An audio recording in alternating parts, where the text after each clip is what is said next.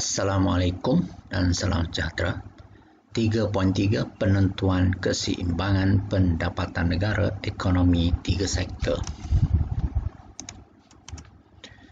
Di akhir proses pengajaran dan pembelajaran, diharapkan pelajar dapat menerangkan aliran pusingan pendapatan ekonomi tiga sektor. Seterusnya, diharapkan pelajar dapat menerangkan komponen bagi perbelanjaan agregat AE dan juga komponen penawaran agregat AS. Yang keduanya, diharapkan pelajar dapat menerangkan komponen bocoran W dan komponen suntikan J. Pelajar dapat menerangkan syarat keseimbangan pendapatan negara melalui pendekatan perbelanjaan agregat, penawaran agregat dan juga pendekatan bocoran dan suntikan. Pelajar menerangkan kesan perbelanjaan kerajaan G terhadap perbelanjaan agregat AE. Pelajar juga diharap dapat menerangkan kesan cukai T terhadap perbelanjaan penggunaan C, tabungan S dan perbelanjaan agregat AE. Pelajar juga diharap dapat menerangkan situasi keseimbangan pendapatan negara melalui pendekatan AEAS dan pendekatan bocoran suntikan J equals W. Seterusnya, pelajar dapat menerangkan kesan perubahan G dan perubahan T terhadap keseimbangan pendapatan negara. Pelajar diharap dapat menghitung dan menerangkan pengganda perbelanjaan kerajaan G dan juga pengganda cukai T. Pelajar diharapkan dapat menerangkan kesan pengganda G dan pengganda T terhadap lompang sama ada inflasi ataupun deflasi dari segi konsep dan hubung kait pendapatan negara potensi dengan pendapatan negara sebenar.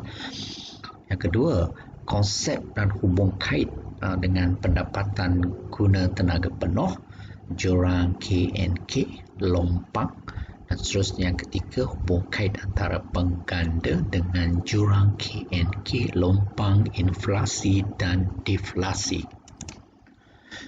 Aliran pusingan pendapatan ekonomi tiga sektor. Ia bermula dengan ekonomi dua sektor yang terdiri daripada isi rumah dan firma. Aliran pertama adalah aliran bayaran faktor, di mana isi rumah menerima ganjaran ataupun pendapatan ke atas faktor-faktor pengeluaran yang ditawarkan oleh isi rumah kepada firma melalui upah, sewa, untung dan faedah, di mana ditawarkan oleh firma apabila firma menggunakan faktor-faktor pengeluaran tadi untuk menghasilkan barangan dan perkhidmatan. Selepas isi rumah menerima bayaran faktor, isi rumah akan melakukan dua perkara. Yang pertama, bayaran faktor yang diterima oleh isi rumah daripada firma itu, isi rumah akan menyimpan sebahagian pendapatan yang diterima daripada bayaran faktor ke dalam tabungan oleh institusi kewangan dan seterusnya. Institusi kewangan yang memperolehi tabungan daripada orang ramai ataupun isi rumah akan menggunakan wang tersebut untuk diberi pinjaman pula kepada usahawan sebagai pelaburan. Dan tabungan adalah merupakan bocoran, manakala pelaburan adalah suntikan. Dan sebahagian yang seterusnya daripada bayaran faktor, selain daripada dibuat tabungan oleh isi rumah juga akan menggunakan wang bayaran faktor tadi untuk aliran yang kedua, iaitu perbelanjaan isi rumah, di mana isi rumah akan berbelanja ataupun membayar pembelian ke atas barang dan perkhidmatan yang dikeluarkan oleh firma. Aliran kedua gerak daripada isi rumah kepada firma apabila firma membuat pembayaran hasil daripada pembelian barang-barang dan perkhidmatan tadi. Seterusnya, sektor yang ketiga terlibat dalam ekonomi tiga sektor ialah kerajaan. Apabila kerajaan melibatkan diri dalam aliran pusingan pendapatan, maka akan wujud perbelanjaan kerajaan G. Perbelanjaan kerajaan merupakan aliran ketiga di mana ia merupakan aliran masuk dalam aliran pusingan pendapatan, di mana aliran masuk ini juga dikenali sebagai suntikan dalam ekonomi tiga sektor. Perbelanjaan kerajaan yang dibuat oleh kerajaan juga ke atas isi rumah dan juga ke atas firma. Seterusnya, isi rumah dan firma akan membayar cukai kepada kerajaan.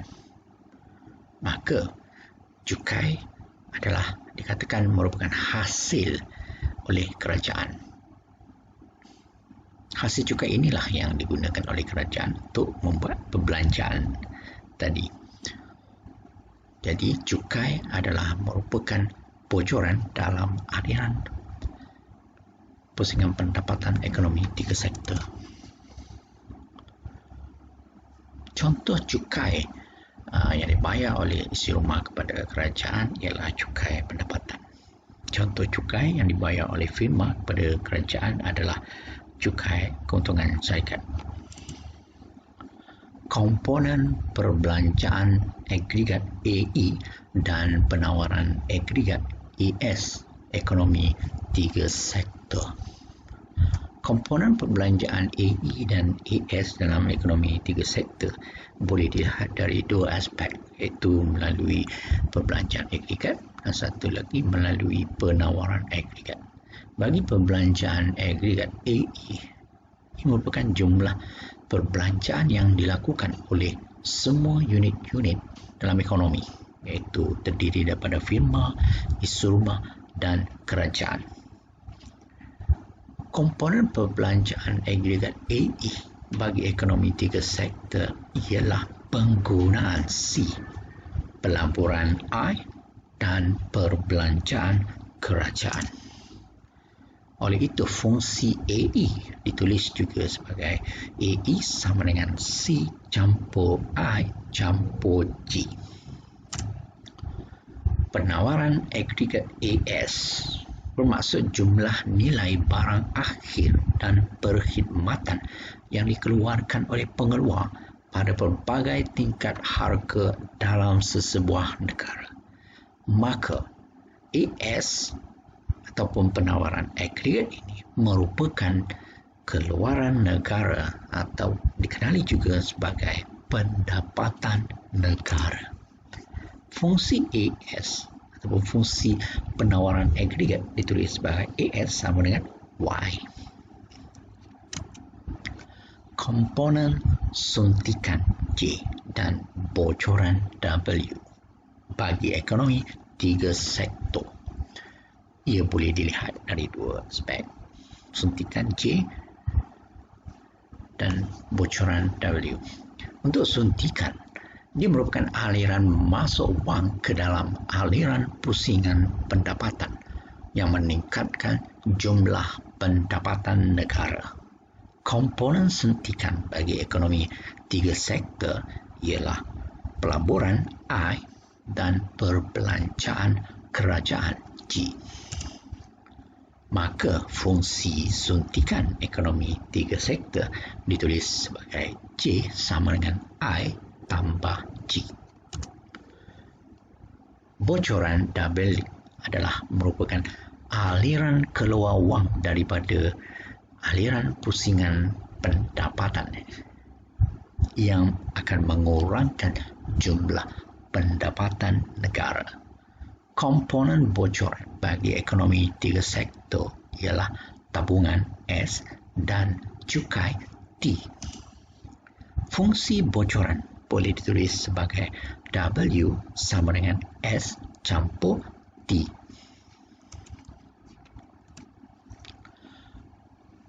komponen perbelanjaan kerajaan G. Perbelanjaan kerajaan melibatkan perbelanjaan ke atas firma dan isi rumah. Kerajaan membeli faktor-faktor pengeluaran dari isi rumah dan barang dan perkhidmatan dibeli oleh kerajaan dari firma. Ia menambahkan pendapatan kepada kedua-dua sektor ini. Perbelanjaan kerajaan G merupakan suntikan dalam aliran pusingan pendapatan ekonomi tiga sektor. Perbelanjaan kerajaan G tidak dipengaruhi oleh pendapatan negara dan nilainya dianggap tetap pada suatu jangka masa tertentu. Cukai T. Cukai merupakan sumbangan wajib dari firma dan isi rumah kepada kerajaan dan merupakan sebahagian hasil kepada kerajaan. Cukai terbahagi kepada dua, iaitu cukai langsung dan cukai tak langsung. Cukai langsung dan tak langsung boleh dibahagikan pula kepada dua jenis mengikut kadar cukai yang dikenakan, iaitu cukai tetap dan cukai berkadar. Bagi analisis ekonomi tiga sektor, cukai yang terlibat adalah cukai tetap atau dikenali juga sebagai cukai sekaligus, iaitu cukai yang tidak dipengaruhi oleh pendapatan negara. Cukai adalah merupakan bocoran dalam aliran pusingan pendapatan bagi ekonomi tiga sektor. Syarat keseimbangan pendapatan negara ekonomi tiga sektor. Syarat keseimbangan pendapatan negara ekonomi tiga sektor boleh dilihat dari dua aspek. Yang pertama, pendekatan AEAS. Yang kedua, pendekatan bocoran suntikan JW. Bagi pendekatan AEAS, syarat keseimbangan pendapatan negara boleh dikatakan sebagai apabila jumlah nilai barang akhir dan perkhidmatan yang dikeluarkan, iaitu AS, sama dengan nilai perbelanjaan agregat AE yang dilakukan oleh unit-unit ekonomi seperti isi rumah, firma dan kerajaan. Maka oleh itu, syarat keseimbangan pendapatan negara ekonomi tiga sektor boleh ditulis sebagai AS sama dengan AE, atau dengan lebih tepatnya Y sama dengan C campur I campur G. Untuk pendekatan yang kedua, syarat keseimbangan pendapatan negara ekonomi tiga sektor boleh dilihat melalui pendekatan bocoran suntikan J equals W. Pendekatan bocoran dan suntikan bermaksud apabila nilai aliran masuk wang ke dalam aliran pusingan pendapatan, iaitu suntikan yang terdiri pada pelaburan dan perbelanjaan kerajaan, sama dengan aliran keluar wang daripada dalam aliran pusingan pendapatan, iaitu bocoran yang terdiri daripada tabungan dan cukai. Maka oleh sebab itu, syarat keseimbangan bagi pendekatan bocoran suntikan bagi ekonomi tiga sektor ditulis sebagai bocoran J sama dengan suntikan W, atau dengan lebih tepat lagi S campur T sama dengan I campur G. Kesan perubahan perbelanjaan kerajaan G terhadap perbelanjaan agregat AE dan suntikan J.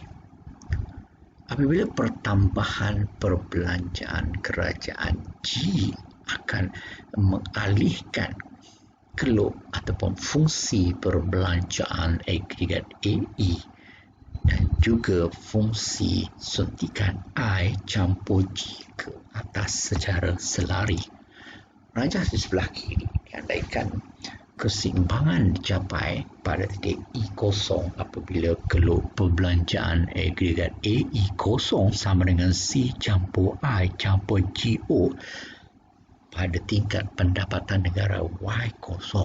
Apabila berlaku pertambahan dalam perbelanjaan kerajaan G, maka fungsi perbelanjaan agregat AE akan beralih ke atas daripada AE0 kepada AE1. Fungsi perbelanjaan agregat AE1 sama dengan C campur I campur G1 yang baru akan bersilang dengan garis Y sama dengan AE pada titik keseimbangan baru E1 pada tingkat pendapatan negara yang baru pada Y1. Manakala bagi rajah yang kedua di sebelah kanan pula menunjukkan rajah keseimbangan pendapatan negara bagi pendekatan bocoran suntikan. Keseimbangan pendapatan negara ekonomi tiga sektor melalui pendekatan bocoran suntikan berlaku apabila fungsi suntikan I campur G0 bersilang dengan fungsi bocoran S campur T pada titik keseimbangan E0 pada tingkat pendapatan negara Y0. Apabila diandaikan berlakunya pertambahan dalam perbelanjaan kerajaan, ia akan mengalihkan fungsi suntikan kerana perbelanjaan kerajaan adalah merupakan salah satu komponen di dalam fungsi suntikan. Maka fungsi suntikan akan beralih selari ke atas daripada I campur G0 kepada I campur G1. Maka dengan ini, fungsi suntikan baru I campur G1 apabila bersilang dengan fungsi bocoran S campur T, maka titik keseimbangan baru dicapai pada titik E1 pada tingkat pendapatan negara baru Y1. Kesan perubahan perbelanjaan kerajaan G terhadap fungsi perbelanjaan agregat AE dan suntikan J dengan andaian pengurangan perbelanjaan kerajaan. Pengurangan perbelanjaan kerajaan G akan mengalihkan fungsi perbelanjaan agregat AE dan fungsi suntikan I campur G ke bawah secara selari. Andaian pada mulanya apabila fungsi perbelanjaan agregat AE0 sama dengan C campur I campur GO bersilang dengan garis Y sama dengan AE, maka tercapailah titik keseimbangan pada E0 pada tingkat pendapatan negara Y0. Apabila pengurangan perbelanjaan kerajaan berlaku, maka fungsi perbelanjaan agregat AE akan beralih ke bawah secara selari daripada AE0 kepada AE1 sama dengan C campur I campur G1. Fungsi AE1 yang baru ini akan bersilang dengan garis Y sama dengan AE pada titik keseimbangan baru E1 pada tingkat pendapatan negara baru Y1. Manakala pada rajah yang kedua di sebelah kanan, melalui pendekatan bocoran suntikan diandaikan fungsi bocoran S campur T pada awalnya bersilang dengan fungsi suntikan I campur G0 pada titik keseimbangan E0 pada tingkat pendapatan negara asal Y0. Apabila diandaikan berlaku pengurangan perbelanjaan kerajaan G, maka fungsi suntikan akan beralih ke bawah secara selari. Peralihan daripada fungsi yang asal I campur G0 kepada yang baru I campur G1. Fungsi suntikan baru I campur G1 yang bersilang dengan fungsi bocoran S campur T pada titik keseimbangan baru E1, iaitu pada tingkat pendapatan negara baru Y1.